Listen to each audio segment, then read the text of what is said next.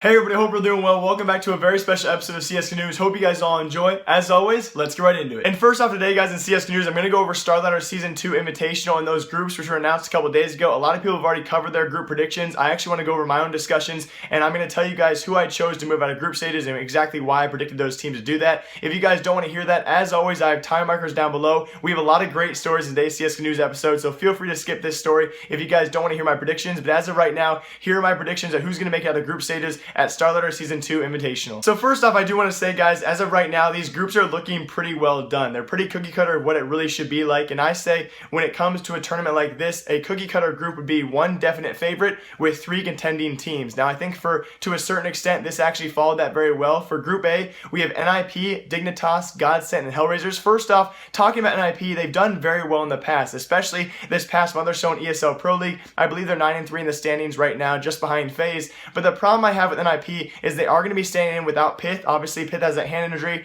and they're going to be playing with Michael, again, a new member to the team. He obviously played for them way back in the day, and not going to be the same contender he used to be for NIP. But also with NIP, they're not the same contender they used to be. If you have to really look back to the major successes they've had, you have to look back all the way till April. That's at DreamHack Malmo where they had their last big success. So although NIP is definitely one of the better teams in this group, I'm going to have to go with Godsent for right now, guys. Godsent to win Group A, with NIP narrowly beating out Hellraisers and Dignitas. I really think the only thing contending right now and pulling Dignitas and Hellraisers down is the youngness of these teams. Dignitas, one of the youngest rosters in CS as of right now. Hellraisers, a new team as well, as they just had a few members join their team as well. So I think with Oscar, they can contend with Dignitas, but I think as of right now, NIP and Godsent will move on. Hellraisers and Dignitas will be narrowly at the bottom of that group. So also in Group B, we had G2, FaZe, Flipside, and the team I talked about a lot last week in CSGO News, as they just won the Korean VSL, which is a big tournament over there in Korea, but a very, very small prize pool. That was MVP Project. So I'm really excited to see MVP Project contend against North American European teams, although there's not very many North American teams here. There's only one, which is kind of an issue we'll talk about later. But really, I was very excited to see a Korean team and also an Asian team with Tyloo here as well. But I do think for Group B, I have to go with FaZe Clan as of right now to move out of it with G2 alongside them. Now, why I chose G2, pretty obvious, top 5 team in the world, definitely that one dominant team in Group B. Why I chose FaZe Clan, I was going to choose Flipside originally, but then you look at their past month or so, they've really been struggling, have not had a major success in any ESL Pro League games as well, and you have to look at FaZe Clan as well, ESL Pro League, I believe they're 9-5 right now, so their success over there against European teams is why I'm choosing those two teams, G2 and FaZe Clan, to move out of Group B. And to keep Group C and D a lot shorter, guys, in Group C we have Navi, Astralis, Heroic, and Tyloo. One of the more controversial groups, of course, besides my number one choice, which all of you guys probably agree with, that will be Navi with their new symbol. They should be one of the most dominant teams in this StarLadder Season 2, but I think anyone else can take this group to play second in this group as well. Now, honestly, between Astralis, Tyloo, and Heroic, I really cannot choose. I don't necessarily believe in Tyloo, but I feel like because we have a Korean team and an Asian team with MVP Project and Tyloo here, I feel like I almost have to choose at least one of them to move on out of group stages. So I'm going to go with Tyloo in this group, guys, but I think Astralis has a very good chance as well. Now, finally, in Group D, it's Virtus Pro, Envious, Cloud9, and CyberZen. Again, another one dominant choice here. I think I have to go with Virtus Pro for my number one choice, but I'm going to show my North American bias here, guys, as well. I have to go with Cloud9 over Envious, strictly because Cloud9 still undefeated in ESL Pro League. Again, only against North American teams, but they're the number one North American team and the only one here. I have to show my bias. I hope they can outtake Envious. I don't think CyberZen will really contend there. Hopefully they do, though. As of right now, though, Season 2 for this StarLadder Invitational League looking absolutely amazing. Group stages have begun today, guys. Make sure to head over to Twitch to watch that, and I'll have more predictions sometime soon in the future, and hopefully most of my predictions come true. And all of you know I love reporting on female CSGO and their scene over there because no one really covers these stories in general. This is actually announced last week. Team Immunity has finally signed an entirely new CSGO women's roster, and why I didn't cover this earlier is because all my episodes were so crammed and already over 10 minutes long. That's why I had to wait for this story to actually release now. So as they had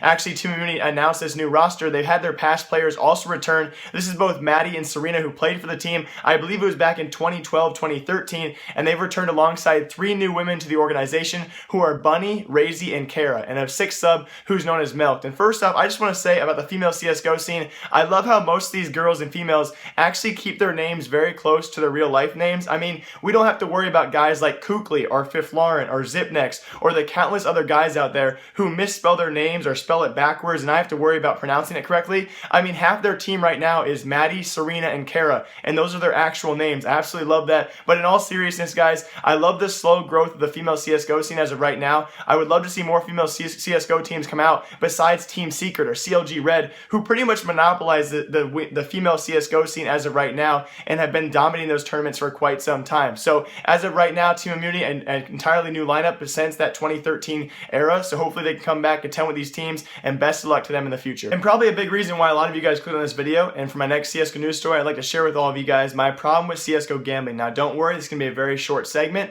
and in particular, guys, with CSGOBig, who obviously many of you guys know, who just recently made a return to the scene. So on your screen right now, you guys will see the generic pop-up menu for when you go to most gambling websites nowadays, with the typical bullcrap of you must be 18 years or older, and even better, if you look more closely, you must also not be from the United States. Now, me being the idiot I am, as many of you guys know, I actually use CSGOBig from time to time, especially when I used to. I clicked on every now and again, and I've never noticed this. I don't know why. Maybe it's just my mentality. I've never noticed that you cannot be from the United States. So my friend Legit Troller pointed this out to me. Thank you very much, man.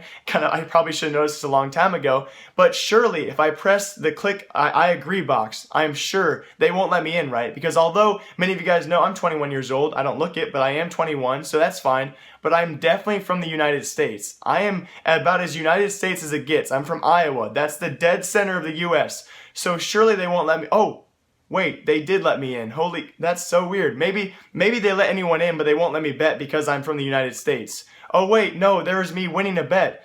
Wait, there's no age verification. There's no location verification. All you have to do is click I agree, and all of a sudden you can gamble. How is this supposed to stop the kids from gambling, which is the main issue of why this whole controversy came up?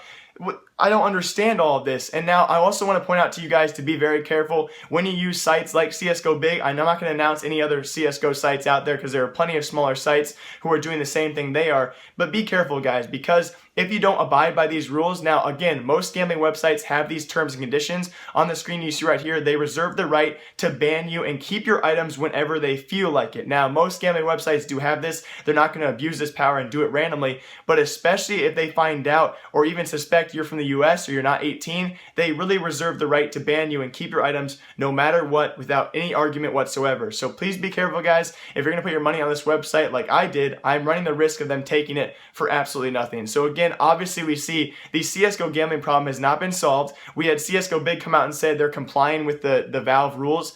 I wouldn't argue this is very much complying. This is pretty much just going around the rules and really not doing much about it. So CSGO gambling, I still have a problem with it. I still love it, but I just want to warn you guys all, please be careful while doing it. Sites like this can really take all your money and with no argument from you whatsoever. So please be careful, guys. And going back to the Cloud9 and Immortal controversy, an issue that happened a few days ago and this past weekend at Northern Arena, this is the last time I will speak of this on this channel, guys. And I really think to start off, this whole entire thing was over-exaggerated. But I do have to state my opinion as an admin at Northern Arena, and many of you guys know, named Lejuke, actually came out and responded with a video on YouTube as well for the whole scenario that happened. So to sum it up, in his video, which is very, very well done, so thank you, Lejuke, for coming out and clearing everything up. So first off, this guy, Lejuke, was actually a Cloud9 admin. Now, how this thing works is each team, both Cloud9 and Immortals, and throughout the whole tournament, each team competing had 2 admins behind their backs. Now, those admins actually had to focus on that team. They couldn't be watching other teams, so each team had 2 admins designated to their squad. So now,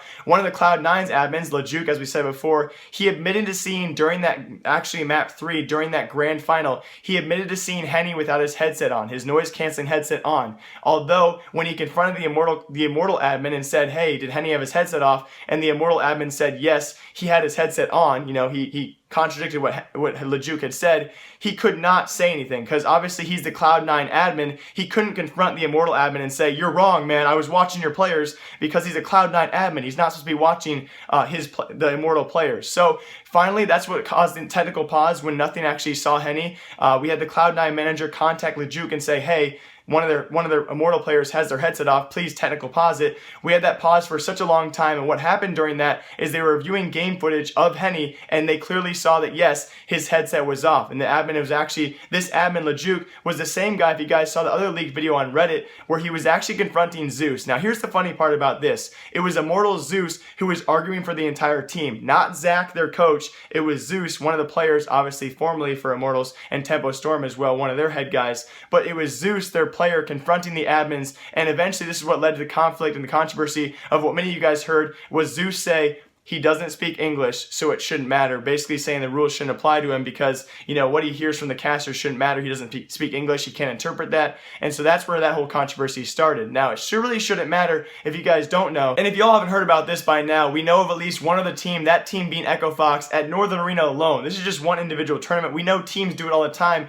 They were doing the same exact thing, not wearing the noise canceling headsets. So the issue here is mainly, honestly, with the players, but it's also with the admins who failed to enforce the rules from the start. Now, first off, I want to thank LeJuke. He came out and clarified all this, but sometimes it's very hard to enforce these rules, especially when you're trying to tell someone who you potentially look up to or someone you potentially see above you. Let's say, for instance, you're one of the admins and you're behind these Immortal players or these Cloud9 players, and you see one of these players not having on their headset. Are you going to reach over and say, hey, sir, Mr. Nothing, Mr. Henny, will you put on your headset, please? Thank you. If he says no, are you going to say anything about it? So really, it's the responsibility first off of the players. The players have to abide by the rules. That's very simple. But second off, the admins, they need to establish these rules from start to finish. From group stages to finals, they can't just go on to the grand finals and say, hey, now the rules are enforced, guys. No cheating, headsets must be on. Quarterfinals, group stages don't matter, but finals must be done now.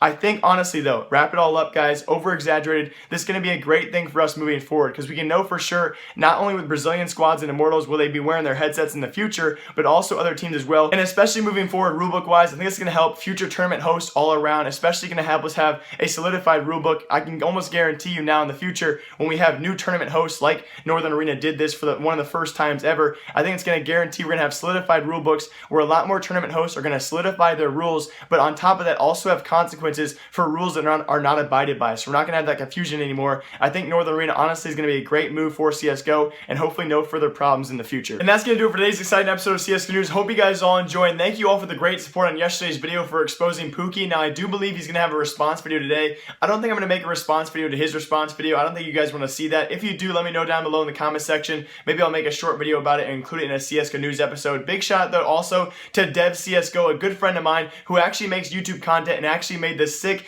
YouTube background gameplay we used today. If you guys all enjoyed that, please check him out. His links are in the description below. He makes several highlight videos for CSGO content. So thank you very much, Dev, for letting me use that content as well. So as always, hope you guys all enjoyed the episode. I will see you guys all tomorrow on my esports channel, and I'll see you guys all in a couple days back on here for CSGO News. Until then, live, love, laugh a lot. Remember, I like you. I'll see you guys next time. Remember, I like you. Goodbye.